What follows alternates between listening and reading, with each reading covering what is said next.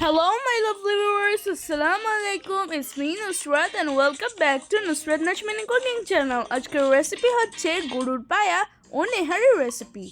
You can say any word, no problem. So let's start the video. প্রথমে আমি দিয়ে দিলাম তেল, লং ইলাচি এবং দারুচিনি তেজপাতা. আর দিয়ে দেব কিছু পেঁয়াজ. আর একটু নাড়াচাড়া করব.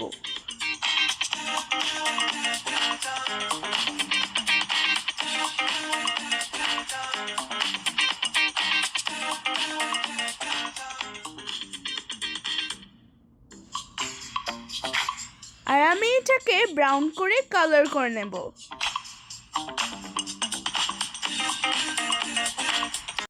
আর দিয়ে দেব আদা বাটা।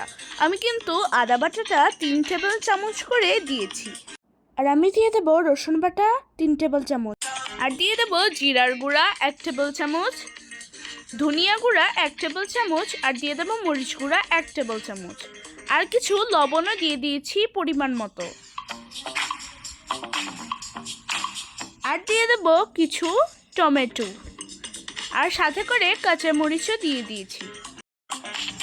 আর দিয়ে দেব কিছু বিরিয়ানি মশলা, কালো গোলমরিচ গুঁড়া এবং দিয়ে দেব হলুদ গুঁড়া। সব কিছু আমি 1 টেবিল চামচ করে দিয়েছি।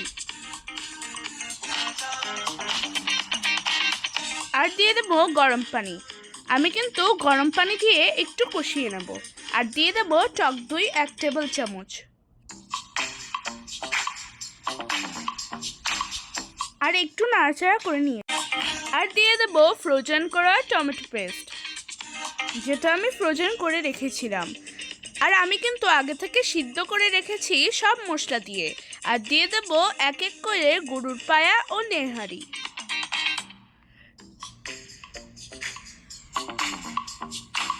আমি কিন্তু একটু গরম পানি দিয়ে কষিয়ে নেব। বড় বড় নামি দামি রেস্টুরেন্ট থেকেও বাসায় যদি রান্না করেন, এটার স্বাদ হবে রেস্টুরেন্ট থেকেও বেশি স্বাদ। আর আপনাদের রেস্টুরেন্টেও যেতে হবে না, ঘরেই বানিয়ে ফেলুন। খুব সহজেই রেস্টুরেন্ট ছোট বড় সবাই এটা পছন্দ করবে।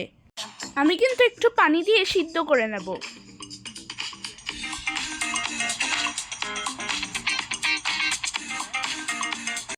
আমি দিয়ে দেব গরম মশলা 1 টেবিল চামচ।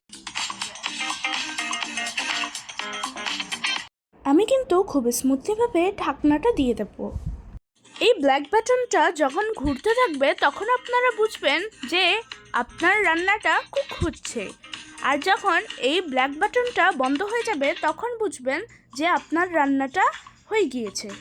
তারপর আমি ঢাকনাটা খুলে নেব এবং দিয়ে দেব বাদাম বাটা 1 টেবিল চামচ। আমি কিন্তু ময়দাটা ভেজে নিচ্ছি অল্প করে। আর আমি ঠান্ডা পানি অ্যাড করে আর একটা আটা বানিয়ে নেব। আমি দিয়ে দেব মিক্স করা ময়দা, আর দিয়ে দেব কিছু পেঁয়াজ। আর আমি কিন্তু বাগার দিয়ে দেব। আর আমি কালার করে ভেজে নেব। বাগারটা কিন্তু আমি নেহারির সাথে দিয়েছি। হয়ে গেল আমার ইজি গরুর পায়া ও nihari. It is so fun and it is so tasty. Try this recipe at home. ভিডিওটা যদি একটু ভালো লাগে থাকে তাহলে লাইক, শেয়ার এবং কমেন্ট করে দেবেন এবং সাবস্ক্রাইব করতে ভুলবেন না কিন্তু।